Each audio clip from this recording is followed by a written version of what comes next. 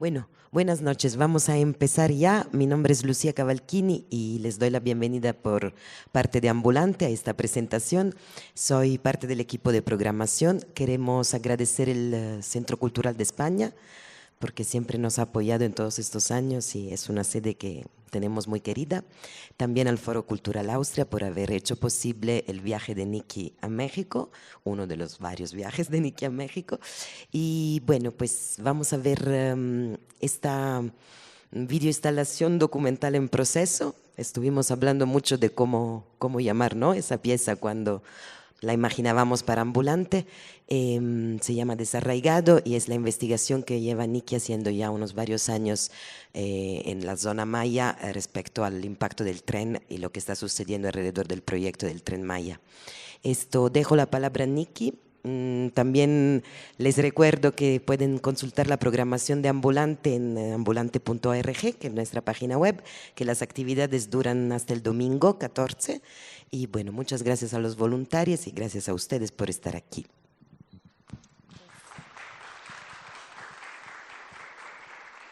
Pues muchas gracias a Ambulante a invitarme a esta ocasión de presentar un documental, porque yo soy una cineasta de cine experimental y nunca hice documentales. Y me invitaron a presentar este proyecto que todavía está en progreso, ¿no? No está hecho porque es una obra que, bueno, para mí hice hasta ahora 2 viajes a la península para entrevistas sobre de diferentes personas, que trabajadores del tren, de activistas y también de gentes que son más, como digamos, académicos, que tienen más reflexiones sobre este tema. Entonces es como yo puse como diálogos de diferentes vistas a este tema del tren. Y ahorita estoy regresando a México para tomar las imágenes, porque como yo soy una persona que hace todo sola, como yo no viajo, yo no trabajo como en un equipo con cámara, con luz, no algo así, soy muy como un poco artística, digamos. Y ahorita estoy en viaje para buscar las imágenes.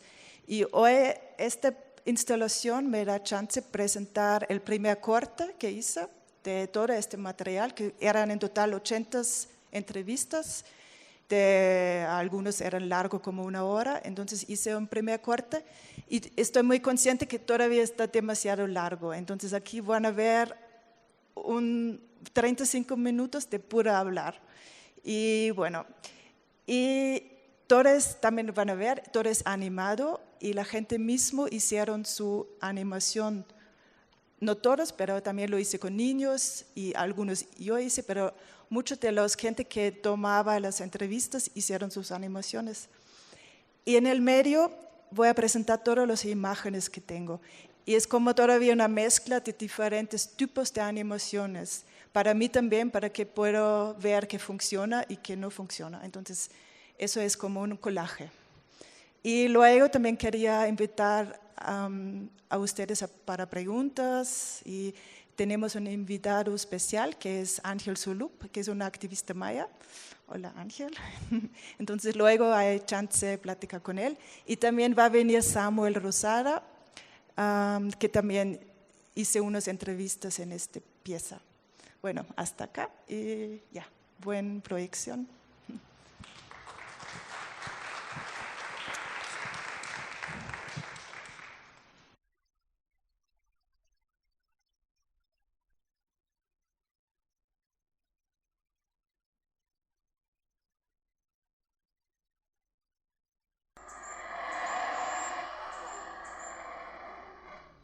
A nosotros nunca nos consultaron.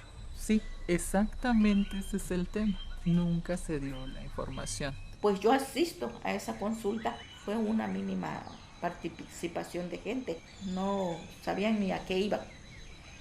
A lo último hacen que no sé qué, que no sé cuándo, que ya se acabó la reunión y que todo, para la votación de sí al proyecto del tren. O sea, el mismo día. Sí, yo como no entendía y no entendíamos nada, fuimos y dijimos sí. ¿Pero por qué? Porque te lo dicen así muy bonito. Se habló del proyecto, lo básico, que este proyecto trae desarrollo, trae empleos, trae educación. Entonces después ibas a votar. Entonces la pregunta es, ¿quién vota en contra del desarrollo? En contra de que no hay empleos. Entonces es una elección que iba intencionada al voto sí. No hubo una consulta previa, libre, informada, de buena fe y culturalmente adecuada. Por ejemplo, los compañeros que están al lado de las vías, ellos hablan chol. ¿Cómo les explicas el proceso de expropiación? Que ellos tienen que irse, ¿no? O sea, quedan desamparados. Ni siquiera entendieron qué es lo que estaba sucediendo, no simplemente, a ver, firma aquí y toma. Y las personas que son afectadas muchas veces ahorita están trabajando para el tren. Y en otro momento estuvieron promoviendo el tren porque les dijeron, te voy a dar una beca por 4 meses para que tú hagas algo que se llamaban brigadas comunitarias, para que hables a favor del tren.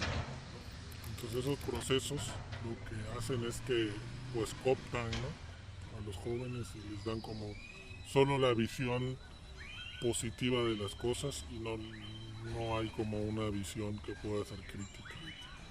Las consultas no han sido conforme a lo establecido por la OIT, tampoco ha sido una consulta que ha sido informada con las comunidades, ni que ha permitido el diálogo con las comunidades, sino más una consulta de sí, no. La consulta en realidad en México es una simulación. La consulta no sirve para absolutamente nada. Esta consulta indígena que está reconocida en el convenio 169 de la OIT, una vez de que logran las firmas pueden decir que sí a favor o en contra y es irrelevante al fin y al cabo, ¿no? Entonces sí hay un intento por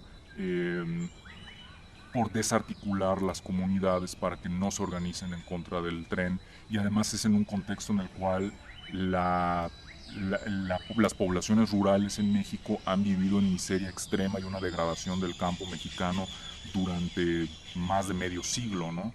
Hay lugares donde no hay escuelas, hay lugares donde no hay drenajes, entonces que llegue alguien y te diga, va a pasar aquí ese tren y vas a poder vender tus productos, tener trabajo, ¿no? Claro, la gente dice que sí, ¿no? Más allá de que si te consultaron o no, decías que sí porque te iba a beneficiar. Pero ¿qué pasa cuando empieza a desarrollarse y ves que es todo lo contrario? El tren no está operando todavía y hay esos conflictos, ¿no? Nos beneficia porque nosotros no tenemos carretera, nomás ese caminito tenemos. No tenemos luz, no tenemos agua, sí tenemos, pero pozo. Sí, va a estar bueno, no creo que va a estar muy malo. Un ratito vamos a estar en México. ¿Qué nos pasa hasta Villahermosa? Nomás a Mérida. Pues de cualquier modo, Mérida también van a hacer una parada aquí, en Vida y Esperanza, sí. ¿No es cierto? ¿No nos van a dejar una parada aquí? Ellos pensaron que el tren iba a parar en la comunidad de ellos y todos votaron engañados que sí. No, que iba a pasar el tren y cuando pase, haga su parada del tren, van a vender artesanías, va a prosperar, mas no les dijeron cómo está la verdad. A muchos les pagaron sus tierras, hubo otros que no quisieron recibir el dinero y se las quitó el gobierno este. Mucha gente piensa que el tren es como el tren antiguo. Todavía platican mucho de la experiencia de transportarse en el tren.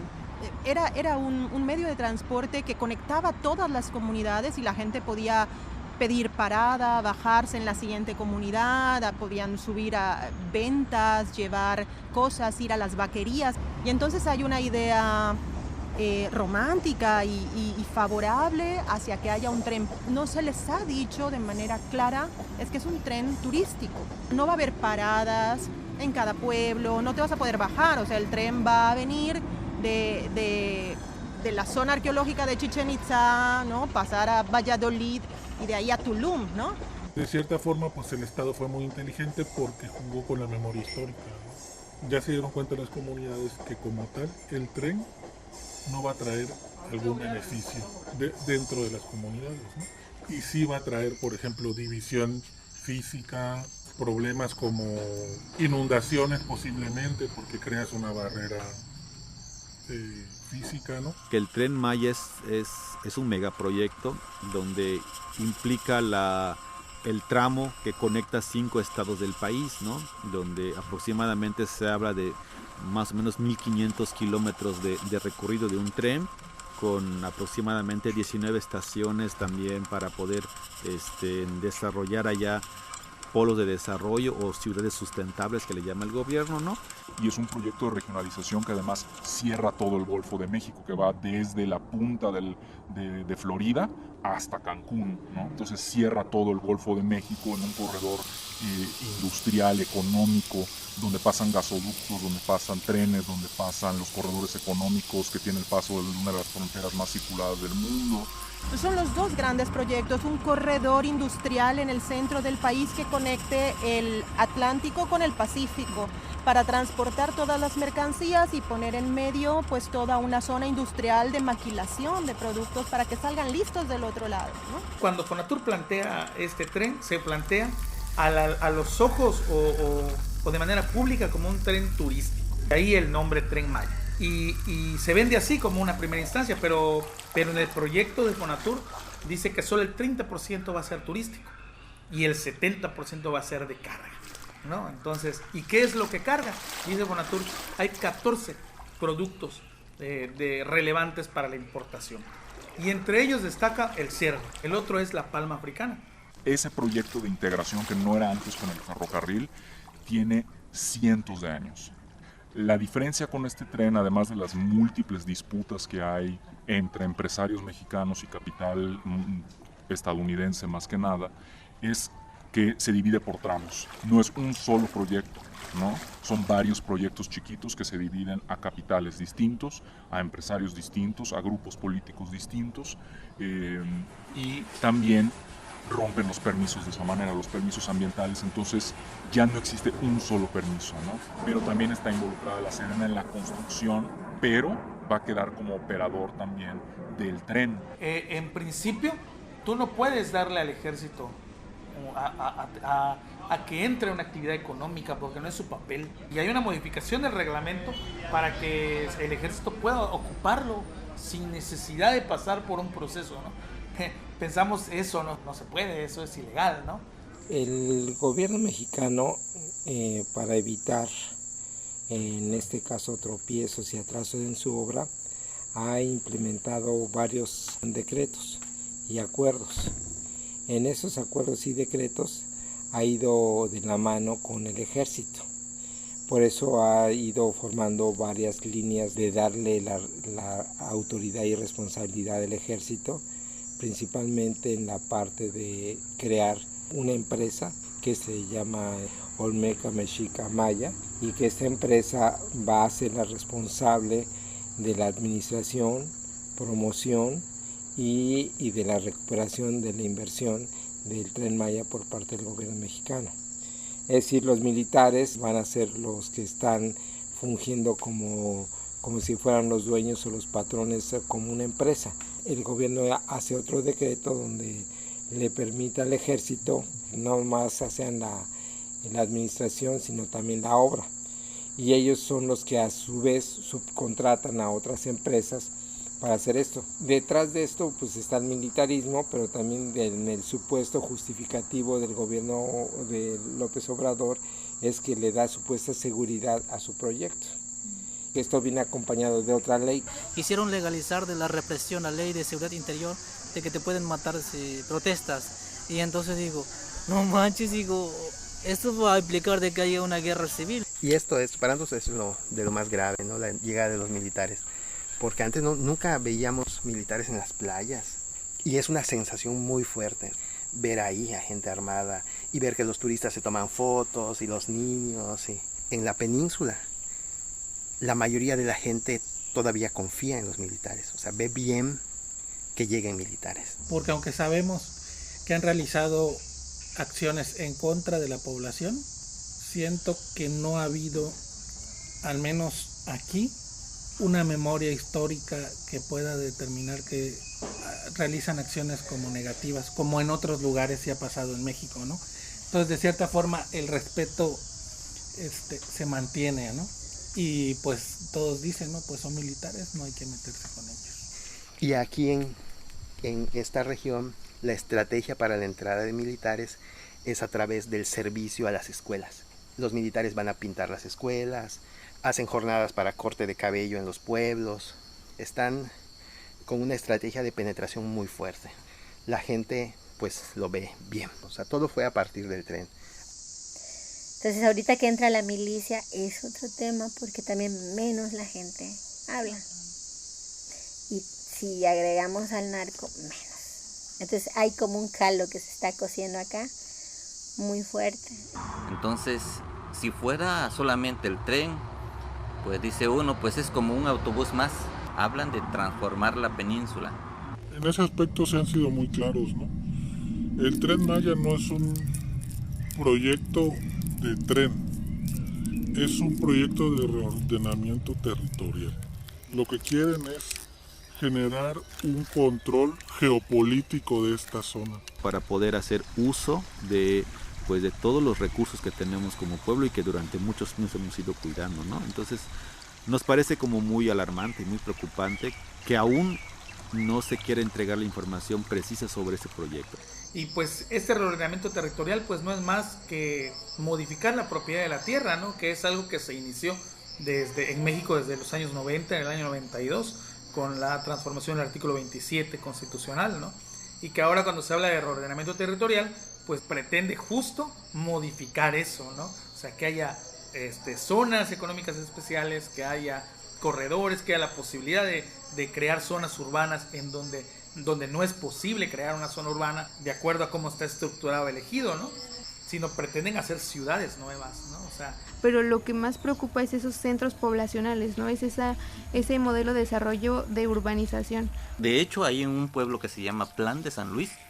Ese era un pueblo, un ejido que el gobierno federal lo compró todo.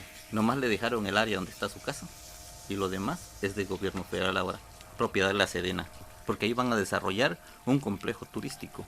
¿Por qué? Porque ahí detectaron que hay agua allá abajo. No puedes hacer nada porque la gente de la comunidad pues lo permite. Siempre hay dinero de por medio, entonces tenlo por seguro que la gente con poco dinero que le van proporcionando por el hecho de que se lo dan y lo apoyan, ellos están permitiendo todo eso, más sin embargo no se ponen a ver más allá el impacto que van causando. Y es necesario que a nivel internacional sepan que dentro del área núcleo de Calakmul están intentando hacer complejos turísticos y ya están derribando la selva.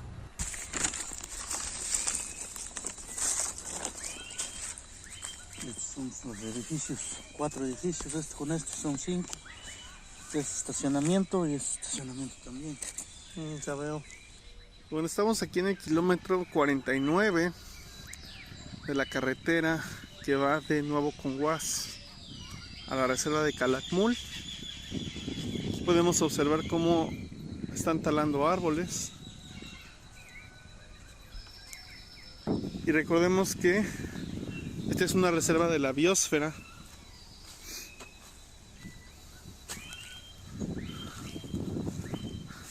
Y se especifica en las leyes ambientales de México que en las reservas de la biosfera, en el núcleo, no se debe de tumbar ni un árbol. Pues es prohibido para otros, pero para el gobierno no. Y como tiene declarado que es una obra prioritaria y la ley le permite que al ser una obra prioritaria de la nación, nada, ni amparos, nada lo detiene. La reserva de la biosfera de Calakmul es un patrimonio mixto de la humanidad, ¿no? Nos compete opinar y defenderlo entre todos, tanto para México como para también gente de afuera, ¿no? Nosotros nos prohíben entrar en la reserva, pasear ahí, incluso cortar leñas secas. Si es área restringida, es restringido para todos, ¿no? En términos ecológicos es el segundo sitio más importante, solo después del Amazonas. O sea, es un corredor biológico, conecta la selva lacandona con la selva guatemalteca, es uno de los sitios donde queda el jaguar y pues el Tren Maya planea atravesar esta reserva, ¿no? Nosotros ya pusimos una denuncia ante Naciones Unidas con varias organizaciones civiles de acá de la península y fue desechada. Por eso sabemos que Naciones Unidas ahorita está de acuerdo con el gobierno. La ONU tiene distintos organismos y dentro de esos organismos está la UNESCO. Y dentro de la UNESCO hay diferentes estructuras. y hay una estructura de la que habla sobre los patrimonios. Hay uno que le llaman patrimonio mixto de áreas naturales. En el primer momento que se presentó Rogelio Jiménez Pons, cuando él era director de Fonatur, una de las preguntas básicas fue esa: ¿tienes la autorización de la UNESCO? Siendo Patrimonio Mundial de la Humanidad, debe de haber un acuerdo, o puede haber un documento o un dictamen, o puede hacer unas observaciones. Pero hasta ahorita no ha respondido nada. Es decir, al final la UNESCO se está cerrando de ojos, se está siendo la que no sabe, y el gobierno federal, ni Fonatur, ni la Sedena, ni la misma UNESCO enseña algún documento. Cuando hace uno un estudio de clima y se da cuenta uno de los efectos que genera este tipo de reserva, que son 724,000 hectáreas, al igual que la Amazonía, somos los que generamos el mayor oxígeno hacia Europa. Por eso a mí me llama la atención cuando gente que no conoce de la ciudad dice barbaridad y media sin conocer que no va a pasar nada con el cambio climático. Uno, dos, es la ignorancia completa, o se quieren cerrar de ojos, o la otra es la justificación de un proyecto que no tiene ni siquiera un buen proceso de construcción. Entonces, si Calakmul es este patrimonio mundial de la humanidad, pues sería una responsabilidad de todos los humanos pedir una respuesta clara y precisa porque se está afectando este patrimonio. Digamos, ahí le podemos dejar que la UNESCO pues no está respondiendo a su responsabilidad histórica del cuidado de la naturaleza y del patrimonio de la humanidad, ¿no? Sí, sí quiero ver un tren, pero no me gustó lo que hacen de que cortan la naturaleza. No me gusta. Afectaron mucho a la población de jaguares, talaron muchas selvas, destruyeron muchos sitios arqueológicos. De hecho, hemos hablado con trabajadores de la obra y ellos mismos están asombrados de toda la destrucción que tienen que hacer. Y ellos me decían, es que hay más de 100 cenotes en esta zona. Y les digo, ¿y cómo entonces vienen a construir aquí? Son órdenes del gobierno, tenemos que pasar por aquí. Dimos cuenta que estaba un hueco por abajo. Cuando le golpeé la tapa, y se fue. Oye, es que precioso está, ¿no? Salen los pescados, salen todo allá adentro. Pero está abajo una cueva grande, está como más o menos como unos 20, 30 metros, creo. Y está unas escaleras donde creo que bajaban antiguamente los mayas para bañarse. Pero toda esa línea pues va destruyéndose. La máquina misma va tapando todo con piedras y todo eso. Nos están afectando muchos campesinos por el paso de aquel lado. ¿Cómo podemos pasar el ganado? Nosotros caminamos con las vacas para allá y para acá, para allá y para acá, y ahora pues no podemos. No me gustó que las pagas de cada ejido fueron diferentes. A uno les tocó más, a otro les tocó menos. Valoran el metro de cuadrado de tierra en 7 pesos. Y a lo último el pueblo dijo, no, a mí me das 30 pesos por metro y te lo acepto. Y si no, no. Al último, como dijeron que te ofrecemos 20 pesos por metro. Y si no, expropiamos. La gente dijo, está bien los 20. Cuando yo detecté que andaban malas cosas, me levanté, nos levantamos aquí también en Samuel, porque me falsificaron mi firma, mi sello, falsificaron actas de asamblea y así pagaron supuestamente la ocupación previa del ejido. Hubo un proceso irregular sobre fraude en varios ejidos aquí en el sur de Campeche, y en este proceso pues se llevó una muy buena cantidad de dinero, y pues los comisarios ejidales fueron criminalizados y acusados por parte del gobierno. Los involucraron, los inculparon cuando esta empresa de Barrientos y Asociados se robó el dinero. Ellos quedaron como los culpables. El tren plantea en su proyecto que va a haber una reconstrucción del tejido social, pero está pasando todo lo contrario, nada más en la mera construcción, ¿no? Es muy preocupante, aquí la gente estaba bien y ahora la gente están casi peleándose entre todos por el tren, por la política, por el dinero. Hay una división muy fuerte. Son las mismas comunidades las que están como agrediendo, ¿no? o creando esa inseguridad para algunos compañeros que están en resistencia, pues desde el poder en las mismas comunidades para crear la confrontación, la división, la compra de conciencias. La gente recibe un montón de dinero del gobierno por medio de becas, tienen mucho que perder. Se ha movido mucho dinero, becas, la universidad Benito Juárez, el apoyo a los 65 y más, becas para niñez, o sea, hay mucho dinero.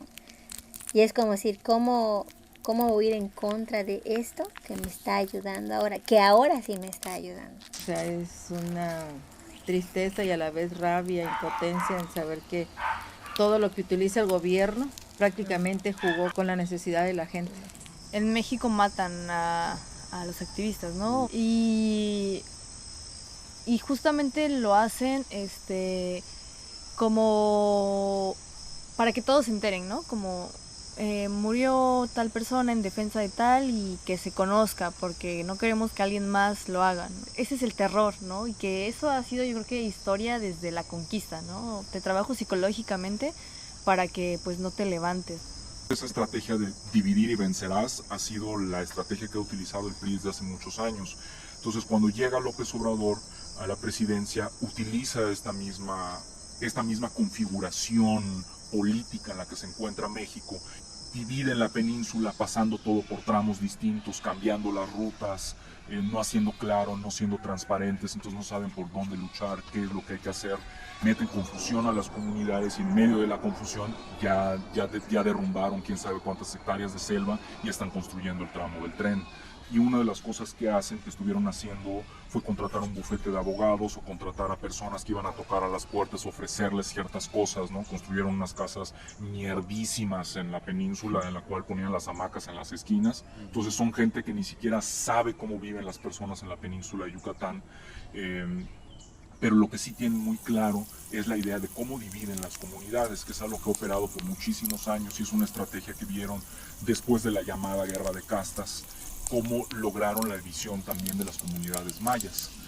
¿Para qué utilizaría el pueblo maya un tren? ¿Para viajar?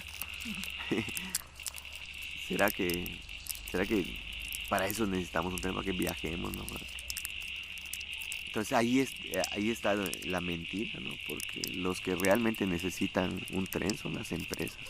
¿Cómo es posible que se intente construir un modelo de desarrollo, un modelo económico en un territorio donde ampliamente está conformado por pueblos indígenas, por el pueblo maya, donde el Estado decida cómo nosotros tenemos que vivir y cómo nosotros tenemos que tener un modo de vida? Violenta, cuando decimos esto del derecho a la libre determinación, a la autonomía, nos referimos que violentan nuestra manera de vivir. No vemos a la naturaleza como un recurso, como un material que se puede intercambiar por otro material, que en este caso es el dinero, ¿no? Nosotros tenemos otras necesidades como pueblos. Ahí donde entra la violación del derecho y la afectación del derecho, ¿no? Porque estás afectando mis intereses. Nunca me preguntaste lo que realmente yo quería, cómo lo quería y por qué lo quería, y con cuánto, ¿no? E incluso lo digo reiteradamente, va porque va. Todo lo que está proyectado para el tren a largo plazo tiene impactos muy graves sobre el territorio, sobre la identidad, sobre los pueblos. Que la gente de fuera lo que dice, bueno, es que van a tener trabajo, van a tener dinero. Entonces no se comprende cómo el propio pensamiento maya que desaparezca en una familia, o que en una familia la abuela habla maya, la mamá un poquito y el hijo no habla para nada. Esa pérdida es algo muy importante, sumamente valioso, pero pues no se dimensiona de esa manera. ¿Qué es lo que quiere realmente el sistema? Que nos olvidemos de dónde venimos, que dejemos de sentir este amor, ese sentimiento hacia la tierra, hacia la selva, hacia las abejas, hacia la milpa. ¿Para qué? Para que no digamos nada cuando vengan proyectos como este del tren y digamos orgullosos, queremos el tren, el tren que nos va a venir a chingar nada más. Ya hemos visto con la instalación de la Riviera Maya hace, no sé, 50 años, un poco más, cómo ha generado un proceso como de absorción cultural o como de pérdida de la identidad cultural. Todo el mundo se va a trabajar a Playa del Carmen, a Tulum, a Cancún, en las obras de construcción o en el servicio, ¿no?, de hoteles, de restaurantes, y dejan la comunidad, pierden la lengua, pierden el interés por la siembra de lo que tradicionalmente sus padres hacían, ¿no? Como que no hubiera una posibilidad de buena vida en su comunidad. Si una persona se fue y regresa al pueblo, para el mismo pueblo es como si hubiera fracasado. O sea, ¿por qué volvió si ya te fuiste, si ya lograste salir? Es una prueba de cómo el pensamiento ha penetrado mucha esta idea de cuál es el camino hacia el progreso, hacia el éxito, hacia el desarrollo. Cuando yo entro en el nivel primaria, secundaria, preparatoria, nos empiezan a hablar de un desarrollo, de una forma de vida mejor que la de nuestros papás, donde empiezan a tachar que un campesino no tiene valor, donde empiezan a decir que una ama de casa o una mujer que sabe hacer medicina o que sabe hacer condimentos no es un trabajo digno y que esa persona no tiene futuro. Nos hacen ver que eso es una pobreza. Nosotros tratamos de fortalecer mucho aquí, o sea, la identidad o el arraigo, el conocimiento de lo que somos. Un abuelo decía, los jóvenes pueden irse a estudiar, a trabajar, a vivir, a donde quieran, en cualquier parte del mundo.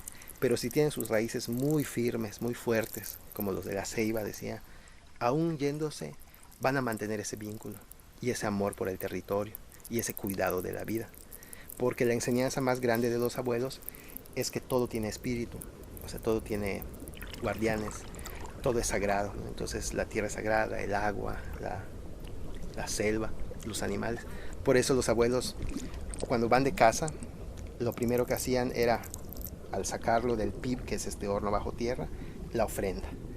Y es primero para agradecerle al venado y a los guardianes de los venados, pero también para pedir por su protección, ¿no? Y aparte porque la casa no era para comerciar, todo era para una utilidad. En ese sentido siempre había una relación de reciprocidad con la naturaleza, es decir, nosotros tomamos de la naturaleza, pero nosotros también siempre damos a la naturaleza. O sea, sus milpas, a pesar de que se usa el sistema de tumba, rosa y quema, pero sabían cómo, dónde, cuándo y qué hacer para conservarla, o sea, porque tampoco era la milpa, no es como la agroindustria que lo que busca es producir y vender, ¿no? O sea, la relación con la naturaleza es muy diferente y eso tristemente pues ha cambiado mucho, pero porque ese vínculo desde todas estas décadas que entró el gobierno federal y sus sistemas, pues fue desapareciendo, ¿no? Si los abuelos todavía tienen esa relación sagrada con la vida, pues ya la niñez ya no. Y bajo ese marco, pues el gobierno siempre ha dicho que respeta a los pueblos indígenas, sus derechos, su forma de vida, pero sin embargo vemos lo contrario, ¿no? Porque este proyecto fue planteado desde arriba, lo decimos, porque se planteó desde la mesa, en las oficinas de empresarios, con funcionarios públicos, y entonces no es un proyecto que realmente nos beneficia a nosotros. Aunque se dice que solamente afecta directamente a los que les va a pasar en sus tierras o que los van a desalojar, afecta lo que es el derecho de los pueblos indígenas, ¿no? Sobre la libre determinación y su autonomía. ¿Para qué queremos el tren? No somos turistas, no viajamos. Lo que nosotros realmente queremos es el respeto, que nos respeten. Para mí lo que me preocupa mucho es que llegue, por ejemplo, la UNESCO, lleguen organizaciones internacionales y entren de lleno a la comunidad, como con esa mirada de ahora sí vamos a revitalizar la cultura, vamos a visibilizar la cultura, ¿no? Y lo que estoy sintiendo es que lo están folclorizando. Entonces, una cosa es folclorizarlo y otra que realmente como cultura vivamos. Entonces, a mí es lo que más me ha hecho ruido y me preocupa, porque hay una boom enorme ahorita aquí para decir que las mujeres mayas somos más visibles, que nos dan voz, pero yo no lo veo así. Sin embargo, es un uso total hacia nosotras, hacia nuestra vestimenta, nuestro cosmosentir, nuestras formas de ver y relacionarnos con la vida. Todo lo que está proyectado para el tren a largo plazo tiene impactos muy graves sobre el territorio, sobre la identidad, sobre los pueblos. Y pensamos que la UNESCO únicamente tendrá un papel pues como una fachada, ¿no? Como decir, bueno, la lengua ya está valorada, la milpa ya tiene un reconocimiento. Recientemente, hace como un mes o dos, la FAO, que es esta organización de alimentación, que también es de la ONU, de Naciones Unidas, declaró a la milpa maya como uno de los cinco formas de cultivo de tierra del mundo más importantes o algo así. Como pueblo maya es algo que ya sabemos, ¿no? O sea, es algo que no necesitamos que una institución nos lo reconozca, ¿no? Cuando lo que vemos es que pues continúa desapareciendo por la agroindustria, por ejemplo, ¿no? Por eso yo cuando escucho que están revitalizando la lengua, si no hay territorio y no se valoran las prácticas de la vida, ¿no? Las formas en las que vemos la vida, y solo lo utilizan para el folclore, no tiene sentido, ¿no? Lo que vemos es ese despojo, no solamente del territorio, sino de la identidad, incluso de los nombres, ¿no? Porque todo se nombra maya. El tren es maya, la riviera es maya. Igual platicando con gente que ha venido de fuera, piensan que lo maya es eso, ¿no? Lo que muestra Xcaret, lo que se muestra en los parques. No saben, ¿no? Siquiera que existen pueblos mayas, ¿no? Y vemos que va aumentando. Creo que hace falta mucho ahí para poder mirar la lucha del pueblo y los saberes y la sabiduría del pueblo como esencial y fundamental para realmente proteger y luchar, ¿no? Creo que ahí aún falta que como más diálogo, más encontrarse y no poner como esas jerarquías, que las jerarquías son las que siempre hacen daño. Nunca debió de haber sido, es un gasto inútil, sí que nada más sirve a unos cuantos, pero no favorece a la gente que realmente lo necesita, no favorece a la gente maya. No tiene por qué haber más infraestructura y máxime si están explotando las selvas mayas. Les están quitando parte de su vida, parte de su ser. Yo creo que si se hace este tren va a ser una gran lección para toda esta zona, toda esta región, pero va a ser demasiado tarde, porque luego piensa, ¿por qué lo permitimos? Hay cosas más básicas que urge y necesitamos que el tren. ¿Cómo puedo aplaudirle a un tren que invierte millones? Y mi centro de salud, los doctores solo están ahí para pintarse las uñas, las doctoras, para platicar y chatear. O sea, no nos sirve. Cuando hay un niño de cáncer acá, hay que juntar entre todos, juntarle dinero para que lo lleven a México. Cáncer de mama. Si no tienen ni siquiera un aparato gratis, o sea, un poco incongruente las acciones, ¿no? ¿Para qué quiero miles de turistas que me amontonen si uno se está muriendo y no hay ni siquiera paramédicos ni Cruz Roja aquí? Si no me dan una estructura para fomentar mi cooperativa con restaurantes, con cosas, que es un recurso que se requiere para que yo lo pueda atender bien. A mí me gusta el turismo, pero no que me lo vengan a amontonar aquí, porque donde hay un gallinero lleno de gallinas, ahí están los lobos y coyotes. Nosotros como pueblos originarios no vamos a recibir beneficio alguno.